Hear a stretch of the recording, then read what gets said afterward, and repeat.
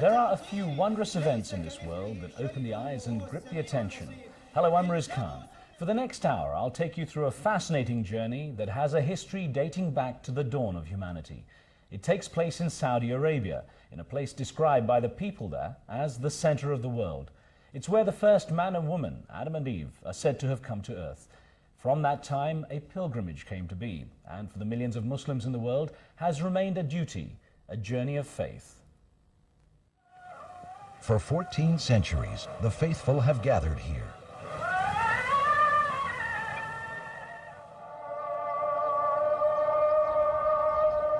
This is Mecca, Saudi Arabia, the sacred heart of Islam, a city closed to all but the faithful, the site of the annual pilgrimage called the Hajj. Our mission is to have peace and tranquility and get God's blessing.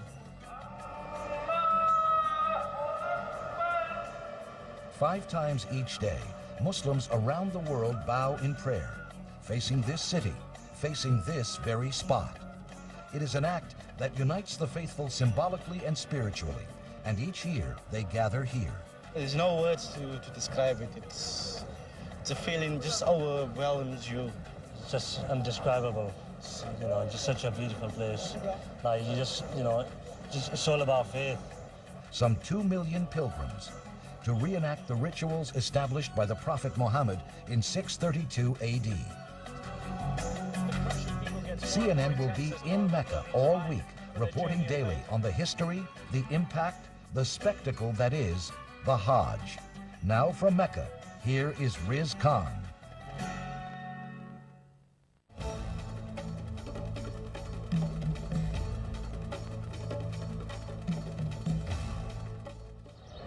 Hello and welcome to the most spectacular religious event on earth, the Hajj, the annual pilgrimage which brings millions of Muslims to this desert city. No non-Muslims may enter Mecca. We've been given unprecedented access to the site, bringing the Hajj as it happens to a worldwide audience. In this half hour, we'll put into context the rituals and look at the people who come to this spot, a place central to the heart of all Muslims. The sun rises on Islam's sacred city, and the sea of pilgrims begins to pour into the holiest of mosques. This is the time that Mecca's significance reaches a peak. More than 2 million Muslims gather for the journey of a lifetime, a journey of faith.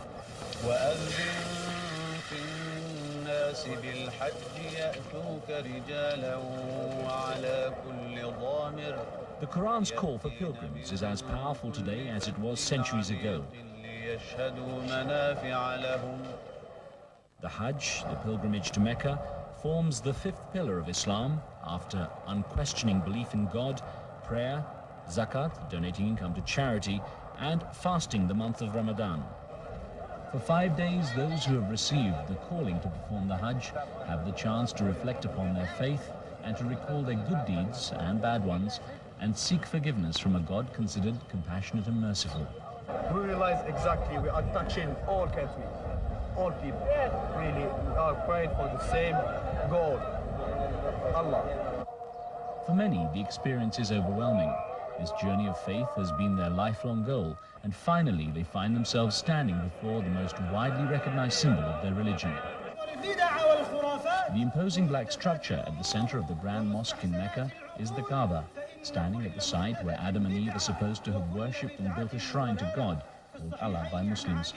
The draped building standing there now is the work of Abraham and his son Ishmael, and a black stone believed to come from the original shrine is embedded in a frame which the pilgrims try to touch or kiss if they can. Coping with the huge influx of people, around 1.2 million from outside Saudi Arabia and about 800,000 from the kingdom itself, poses a huge logistical task. Things do go wrong, like tent fires which took up to 200 lives, and a stampede in 1994 which killed hundreds. But the Saudi government has been swift to respond to potential problems, spending more than $18 billion on improving the infrastructure and recruiting extra support staff. Because we consider them as they're the guests of God, and we feel honored to help them to make their Hajj as peaceful as possible. There are about 1.1 billion Muslims in the world, and it's their duty to make this holy journey at least once in their lifetime if they're physically and financially able. Women pilgrims come in simple robes, while the men wear two unstitched pieces of white cloth, symbolizing equality for all. The Prophet Muhammad is quoted as saying, "Faith is that which resides firmly in the heart and which is proven by deeds." As they trek in from all corners of the world, the Hajj pilgrims are here in Mecca to prove that faith. Well, many have traveled great distances to get here. So what happens when they arrive? Where do they go? What do they do? We spoke with Islamic scholar Dr. Ahmed ibn Saifuddin, who gave us some idea, first of all, on the significance of this place. This place is the center of the world, geographically speaking. And this is the site of where Abraham and his son Ishmael rebuilt this house after Adam built it for the first time. And every prophet made a pilgrimage to this house. What happens to the modern-day pilgrims as they arrive? They arrive in Mina. What happens in the first 2 days? Well, actually, Hajj is formed of 5 days where they spend the first day in Mina in preparation, supplication, and getting ready for the following day, which is very important.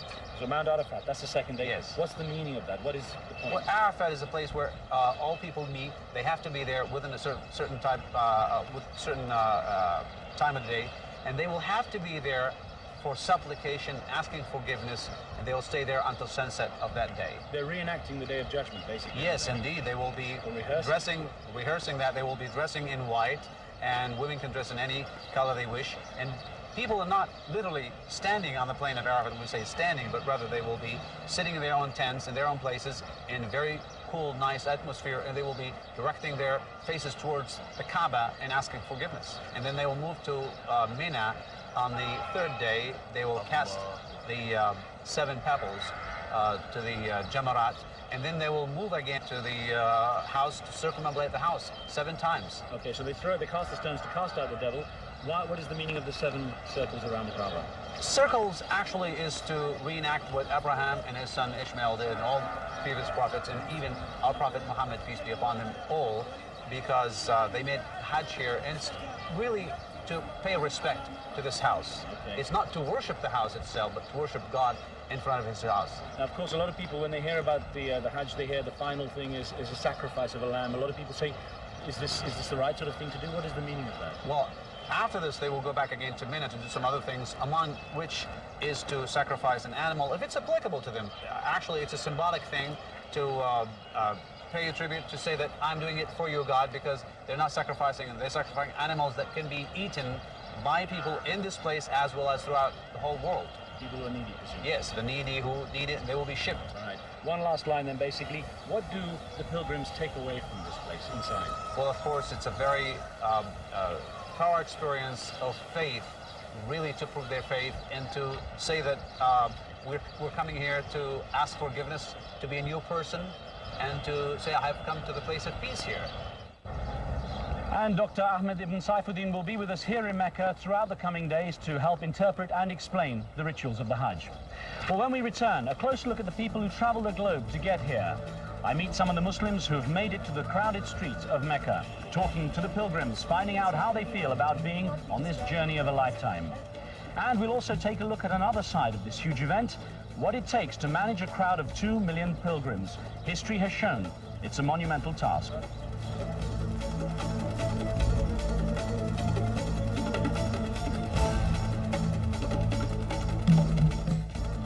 Welcome back.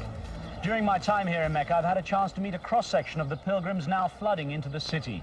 They're a diverse group, quite strikingly so, rich and poor, all races from all over the world. Let's take a look at some of the faces in Mecca. Now, growing up and knowing about the mosque and the Kaaba and everything else, what is it like to see it in real life? Well, it's just indescribable. It's, just such a beautiful place. Like, it's all about faith. People have different feeling and different reason to come over, but the basic thing is what Muslim wants is peace and tranquility. I must say, it's a blessing of Allah the Almighty. He made us possible here. All multinational people, more than 60 lakhs people will be united here.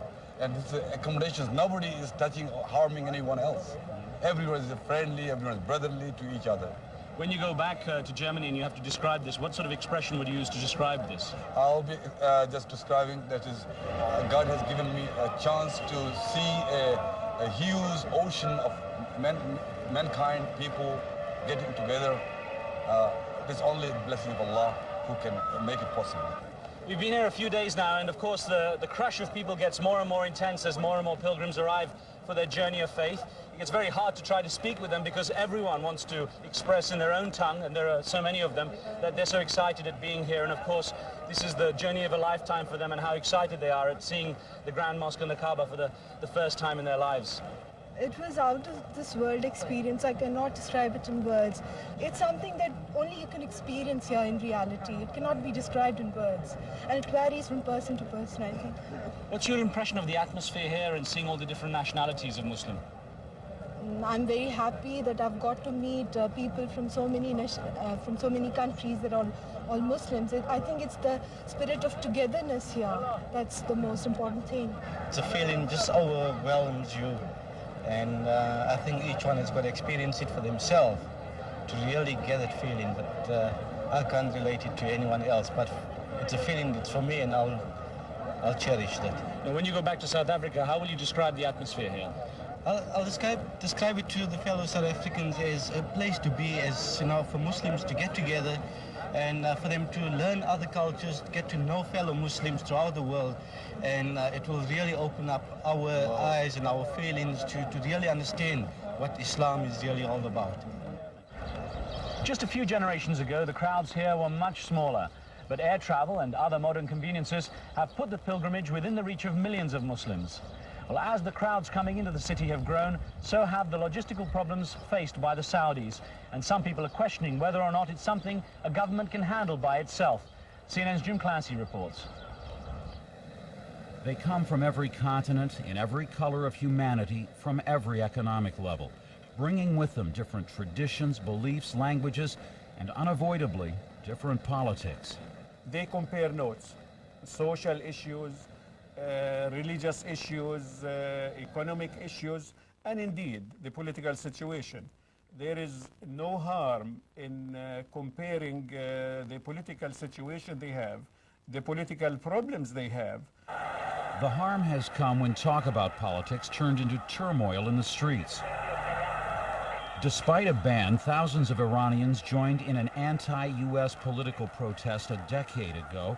Accounts of that incident vary, but armed Saudi police clashed with armed Iranian protesters, leaving some 400 people, mostly Iranian pilgrims, dead. The conflict disturbed many who saw it as completely out of character with a solemn religious occasion. When some pilgrims are there representing the politics of their country or their regime, their government more so, to stir something that would stir the peace, that is not acceptable. Iran has said it is the pilgrims' right and responsibility to demonstrate, and the protests continue, though now they are limited in duration and staged well away from the holy shrines. Politics aside, providing safety during the Hajj is no easy task. Last year, the fire that swept through a tent city for pilgrims was started and fueled by gas canisters used for cooking. Hundreds lost their lives as fire trucks were unable to negotiate the narrow walkways within the tent city. This year, Saudi authorities say they will do more to enforce the ban on those gas canisters. As custodian of the holy mosques, Saudi Arabia's King Fahd has spent billions of dollars improving religious sites and emergency services, even providing a sprinkler system to ease the discomfort of pilgrims in the searing heat. Still, the best efforts can be thwarted by the massive crowds. Improvements made after a stampede killed 1,500 pilgrims in 1990 could not prevent a similar incident and the loss of hundreds more lives just 4 years later.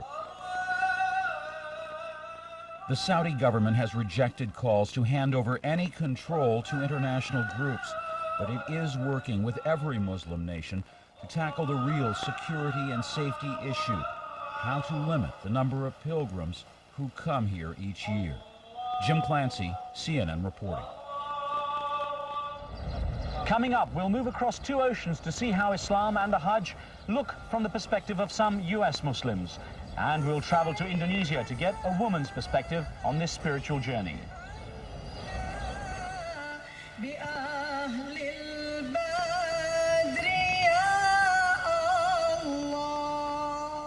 Welcome back to our special coverage from Mecca. Well, most Muslims, of course, can't be here in the holy city for the pilgrimage. So for a few minutes, we're going to step away from Mecca to show you what the Hajj means to the wider Muslim community. First to the United States, where CNN's Brian Jenkins has our report. There are now more than 1,000 Islamic mosques in the United States, houses of worship for some 6 million Muslims. Nearly a third of them African Americans born in this country. More than half are immigrants from Asia and the Middle East.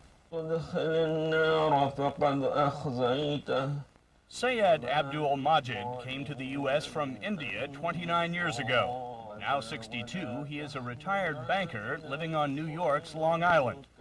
5 years ago, we taped Mr. Majid as he left on his second trip to observe the Hajj, accompanied by 7 members of his family.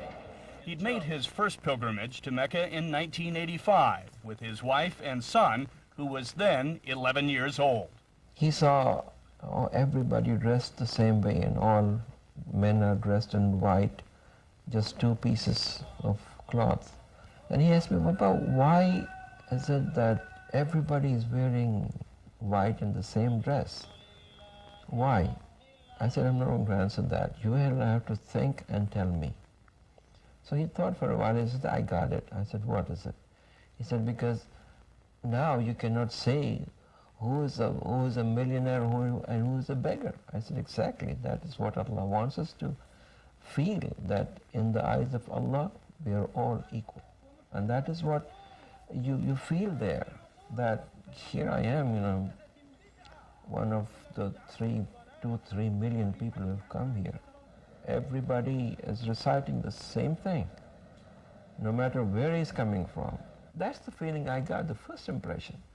The first, feeling of real international brotherhood that Hajj creates in you. Majid recalls that during his first pilgrimage, he met a man who said he was from Indonesia. Then he said, brother, please pray for me. I said, yes, I will, and please, and I said, you also pray for me. So right there, we stood up and we prayed for each other. And believe me, after the prayers, we hugged each other like we were brothers who had been separated for years. And we cried on each other's shoulder. Majid remembers his feeling of awe after climbing a hill to look down upon the throng circling the Kaaba in Mecca. My nephew also said, I can never forget this sight. You're also conscious of accountability, that what will happen to me, and what about the sins I've committed? If I am not forgiven here at this place, where else can I go? That's what makes you weep, I think. And it's what makes Sayed Abdul Majid want to visit Mecca again and again. Brian Jenkins, CNN, New York. Muslim women, like men, are required to make the pilgrimage if they're able to. Their religious duties once they get here are the same as for men. But Saudi Arabia is one of the more conservative of Muslim societies. So is the Hajj experience any different for women? CNN's Jakarta Bureau Chief Maria Ressa takes a look from the women's perspective from one of the most populous Muslim countries in the world, Indonesia.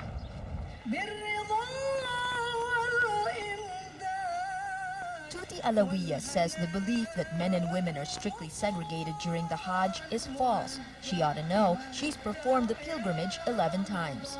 The difference is only in the clothes when they're doing ihram, while in the responsibility in doing Hajj, there's no difference between men and women. Alawiya is Indonesia's newly appointed Minister of Women's Affairs, and she also runs one of the country's best-known Islamic schools. She says concentrating on the rituals of the Hajj gives a clarity of vision which continues to influence her life today.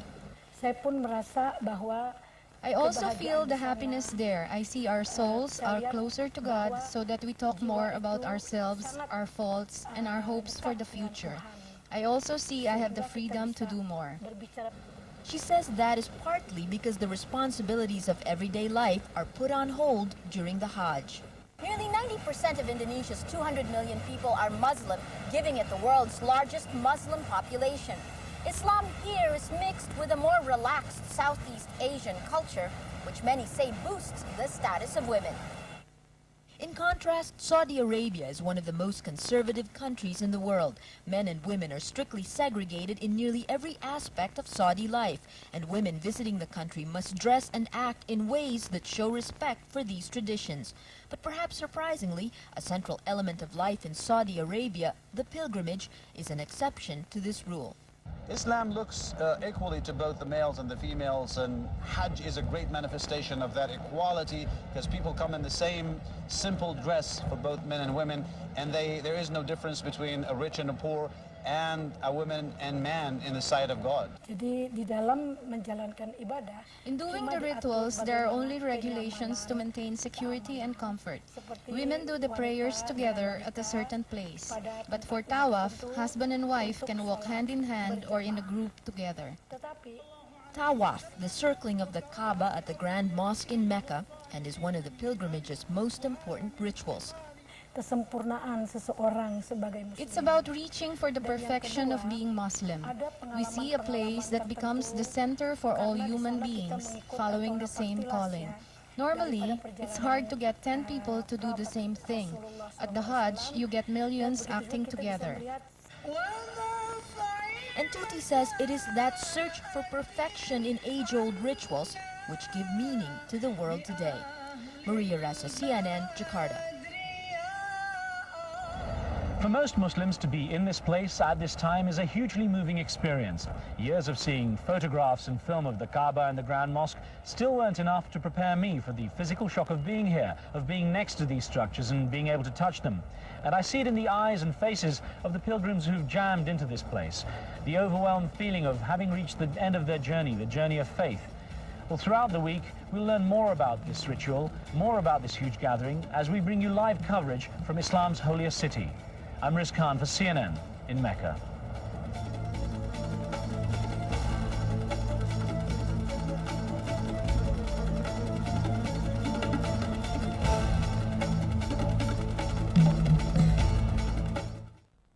There was a twist in this story for me, covering it as a correspondent for CNN. I became a small part of it. I found myself taking part in this journey, which for all Muslims is a mission of a lifetime. This next half hour is the story of covering the Hajj and how this unprecedented coverage came to be.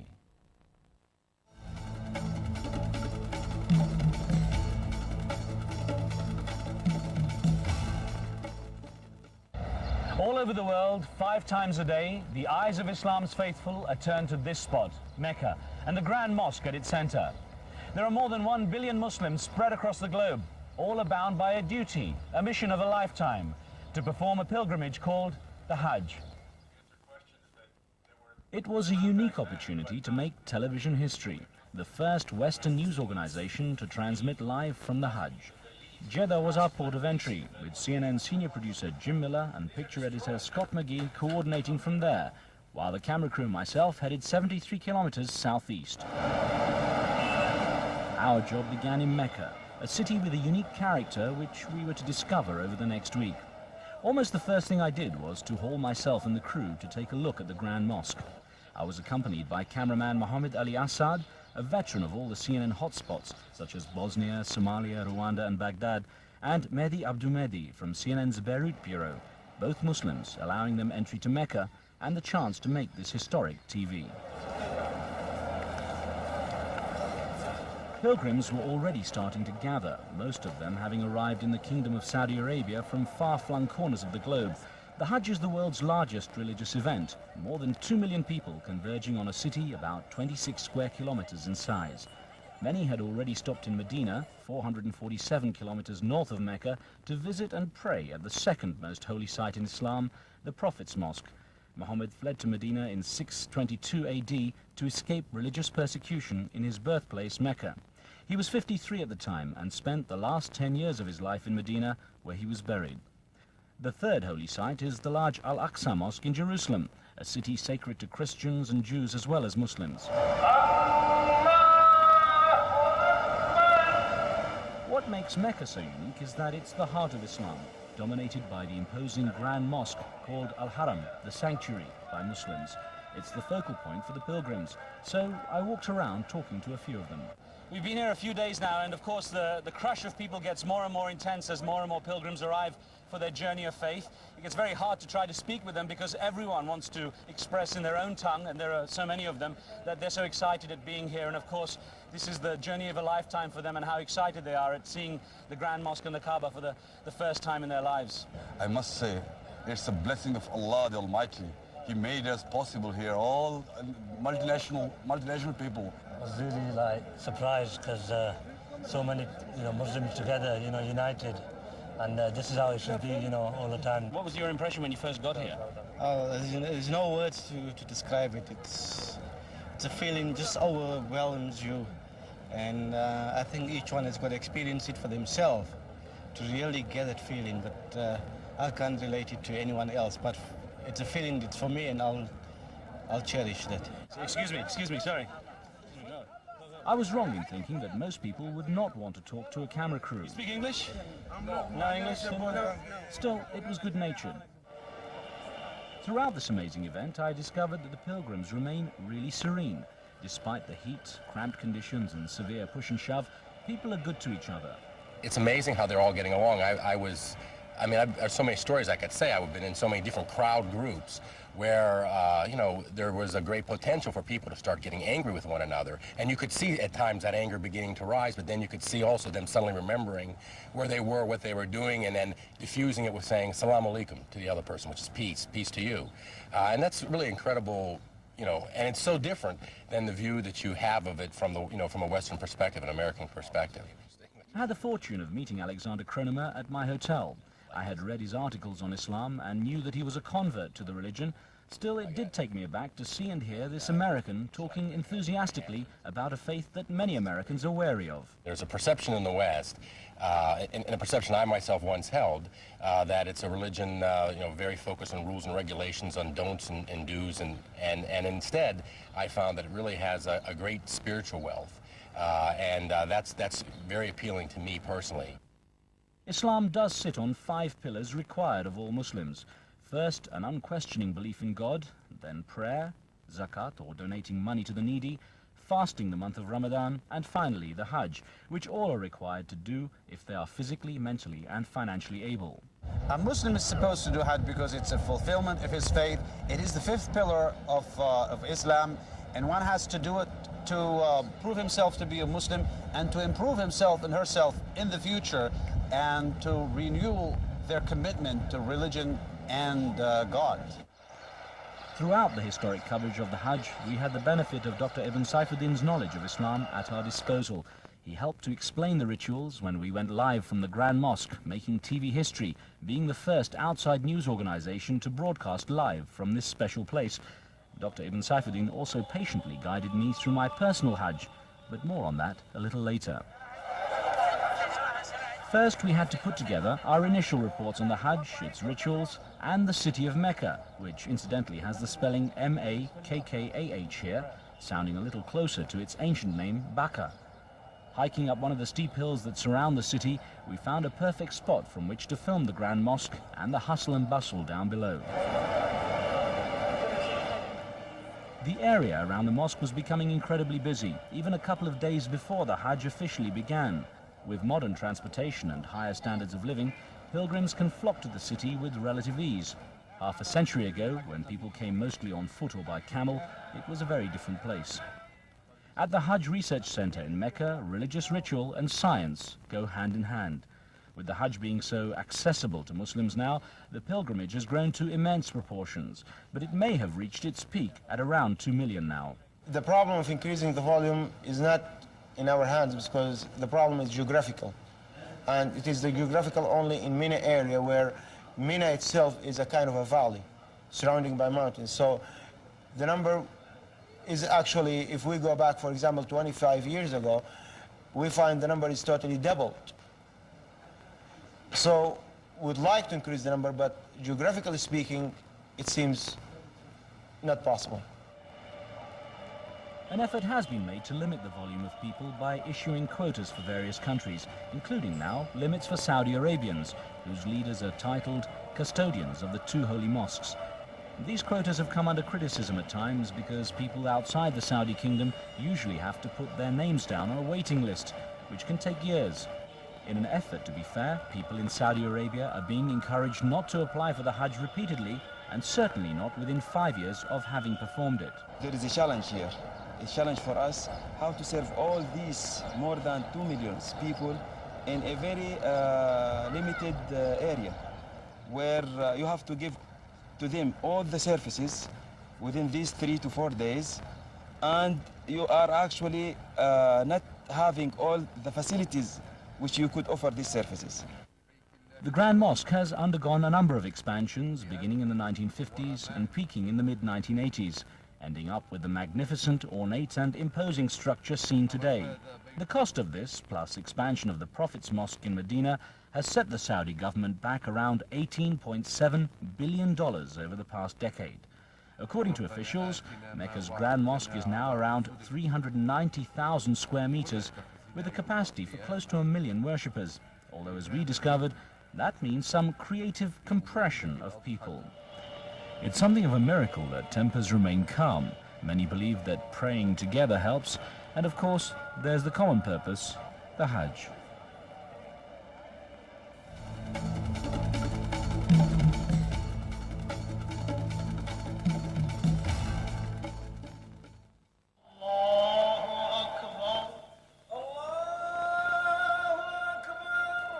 The Holy Book of Islam, the Quran, instructs Muslims to perform the Hajj so that they may witness things that are of benefit to them, or in Arabic, لِيَشْهَدُ مَعْنَا فِيهَا لَهُمْ. The idea is that you're kind of different when you come back, that you do have a sort of a spiritual journey that makes you hopefully able to go about the rest of your life and do good in the world and to do good for your soul.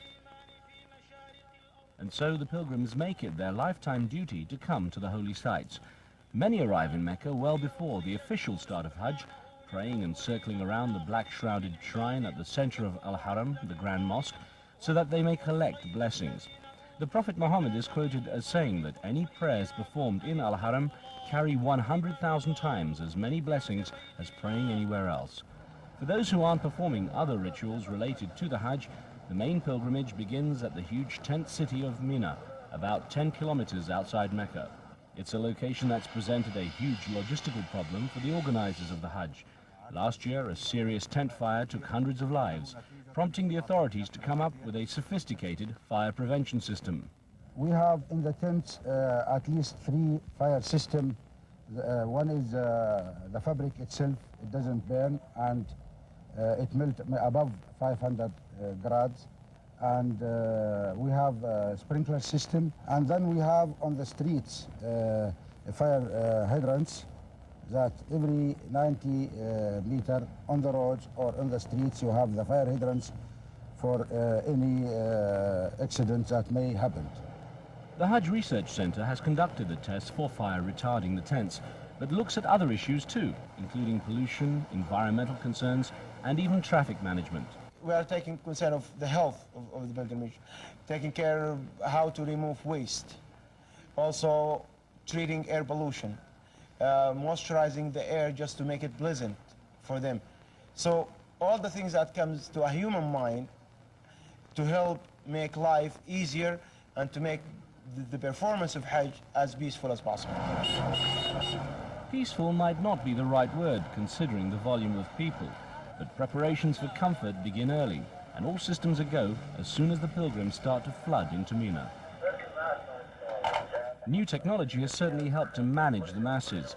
The Saudis constantly remind people that pilgrims coming to their country are considered the guests of God and must be looked after. The increased and improved security is not in response to potential troubles between the pilgrims, who are, after all, from a very wide variety of countries. The security is there mostly to manage the traffic flow. We can direct and manage the movements of pilgrims in holy sites and Mecca by using helicopters equipped with cameras that transmit pictures to the headquarters.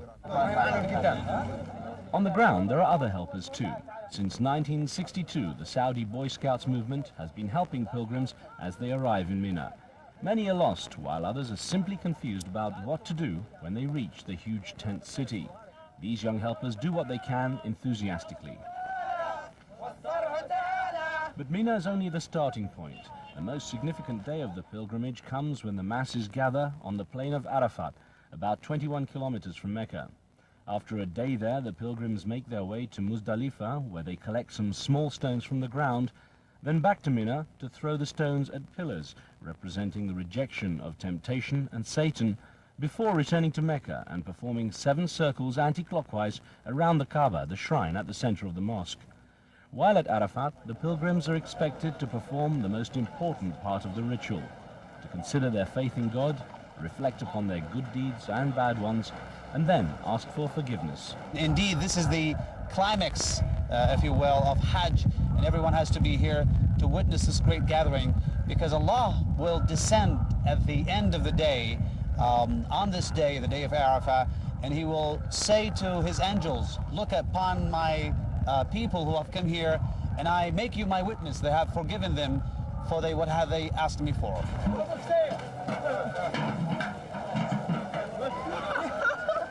There was an interesting atmosphere in Arafat. I was struck by how light-hearted the mood was.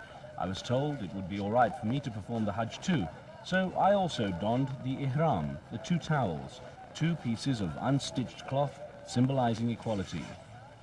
Walking through the camp at Arafat, I noticed the desert sun beating down on the pilgrims is cooled by newly installed mist sprays which add moisture to the air.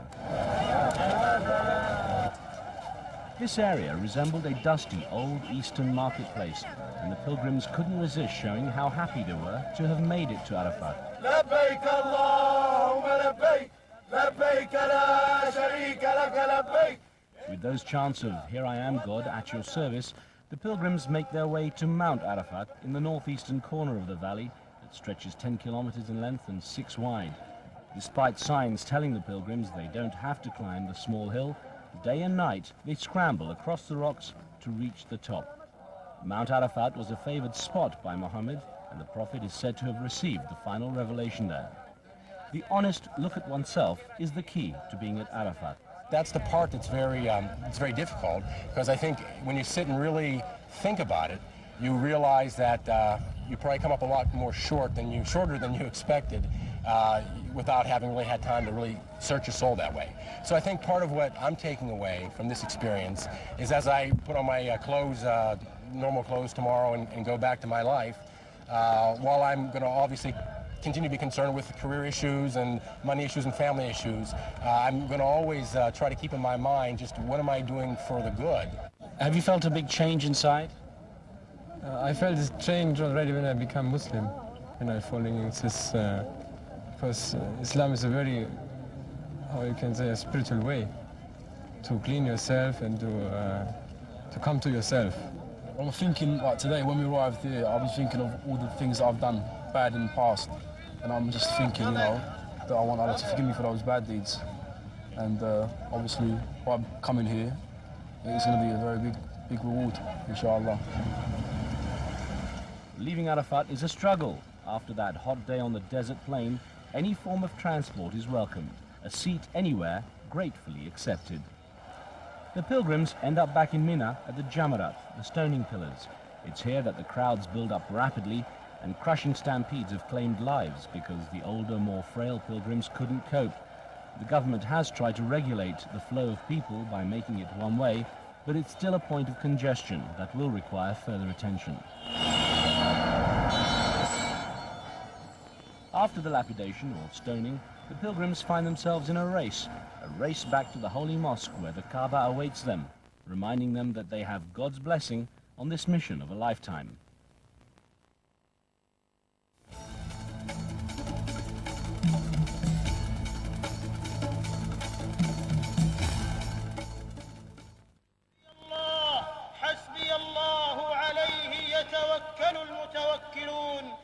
This is the best-known visual image of Islam, a huge throng of people walking around the Kaaba at the center of Mecca's Grand Mosque, an action known as tawaf. This final tawaf is usually accompanied by pacing up and down between the hills of Safa and Marwa 7 times, the way Abraham's wife Hajar is said in the Quran to have done while desperately searching for help for her starving and thirsty son Ismail. The path is now covered by part of the Grand Mosque, but the route is the same. The Hajj is essentially that, a repetition of the actions of the prophets, and all are said to have performed the pilgrimage to this place at one time or another. The goal in emulating this journey of the holy is to reflect upon one's own deeds and faith, and to try to come away a better person. On this day after Arafat, many pilgrims are bidding the house of God farewell. Others go on to perform a further stage of the Hajj, returning to Mina to spend 2 consecutive days repeating the stoning of the pillars. They'll complete this before cutting their hair, many shave their heads, and usually slaughter an animal as a sacrificial offering. Although the ritual of the pilgrimage is fairly complicated and varied, depending on a person's circumstances, it is flexible, and many people substitute the slaughtering, for example, with a day of fasting, or appoint someone to complete the stoning of the pillars for them. To many Muslims, it's this very flexibility of the religion that is overlooked by non-Muslims, in particular those in Western countries. The other big grievance, and one that comes up a lot, is the association of the word Muslim with terrorist. Most Americans, including, I can speak very freely myself, really knew nothing of Islam at all, say 10 or 15 years ago, or 20 years ago anyway. And really the first introduction, I think, to the religion came with the hostage crisis in Iran, and then when some of the terrorist activities that were happening, which were beginning to take a religious name, that's how America was introduced to Islam. And it was a bad introduction. It's easy to have a misunderstanding, misconception or preconception even. I was the same in my approach to both Mecca and the Hajj. I expected the Hajj to be a somber affair, when in reality it's something of a celebration, a triumph and achievement. Even the demonstrations that Iranian pilgrims used to hold, which turned particularly violent 10 years ago, have faded away. Iran's leaders have improved communication with the Saudi kingdom. In fact, Iranian religious leaders have now been actively discouraging their pilgrims from protesting. In the case of Mecca, I'd expected to go back in time to a simple city with little to offer in terms of modern conveniences, only to find a growing and thriving center of activity. It's a place going through a construction boom, with the price of land in the center skyrocketing to match that of places like London, New York or Tokyo. Modern shops are springing up between the old souks and bazaars. But it's important to take on board a phrase I heard a lot of Saudis using. We want to be modernized, not westernized. How then does this modernizing fit in with the traditions of some Islamic countries? What about the covering up of women with headscarves and veils? Dr. Ahmed ibn Saifuddin, the Islamic scholar who helped the CNN team as a consultant, takes a modernized approach to his daily activities, but certainly has no interest in adopting a Western lifestyle. Islam looks equally to both the males and the females, and Hajj is a great manifestation of that equality, because people come in the same simple dress for both men and women, and there is no difference between a rich and a poor, and a woman and man in the sight of God. And certainly during the Hajj, men and women walked and talked together, as did people of all races and cultures. This is what struck Alexander Kronemer about the Hajj. It was an illustration of how widely varied the Islamic lifestyle can be. The thing that so far that I've really been most moved by is seeing just the great diversity in this religion. Just encountering people on an hourly basis from all over the world, meeting, having conversations, spiritual conversations with people from Uganda, Indonesia, the next moment someone from Russia, connecting, talking, just being joined in that way. So that to me has right now been just an incredibly powerful experience. Alexander Kronemer writes and lectures on Islam from his base in Washington, D.C., and says that in the talks he's asked to give, he tries to explain how Islam can be applied to daily life, even in the West. In Mecca, during the Hajj season, the focus of the visitors is the same. The Prophet Muhammad is quoted as saying, "Faith is that which resides firmly in the heart and which is proven by deeds." All have come to prove that faith, to answer the Quran's call for pilgrims. وأذن في الناس بالحج يأتوك رجالا وعلى كل ضامر يأتين من كل فج عميق ليشهدوا منافع لهم ويذكروا اسم الله في أيام معلومات على ما رزقهم من بهيمة الأنعام فكلوا منها وأطعموا البائس الفقير. And so another Hajj season comes to an end, and the pilgrims wind their way back to their homes scattered across the world, looking to a fresh start in their lives with renewed faith in God and belief in themselves. Many are reaching the end of their lives and can rest with the joy of knowing that they've achieved their mission of a lifetime. Others, younger and stronger, have witnessed one of the most spectacular events in this world and hope that one day soon they will again be called to Mecca, Islam's holiest city.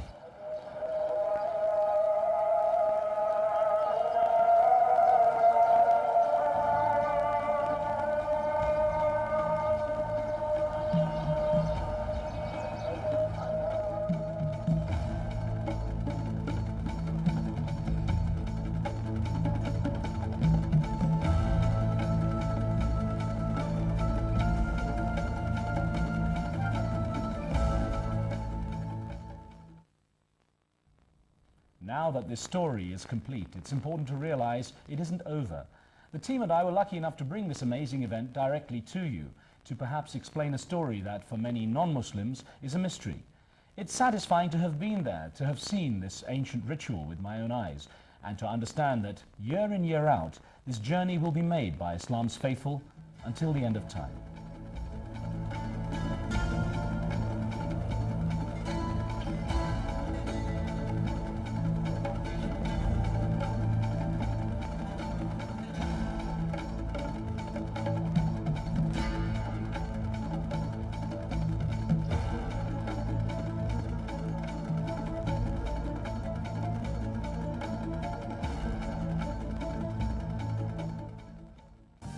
CNN is the world's news leader. Let me find out what the Muslims get out of this. I've seen the look of awe in their faces when they come to this site. Obviously, it's such a holy site. What do they get out of doing the Hajj? For 5 days, more than 2 million Muslims from around the globe gathered in the holy city of Mecca for a journey of a lifetime, a journey of faith, the Hajj. I have to say, this spot is never empty of faithful Muslims. And CNN was there, with live reports from CNN's Riz Khan. It's very hard to try to speak with them because everyone wants to express in their own... Unprecedented coverage by a Western news organization, CNN.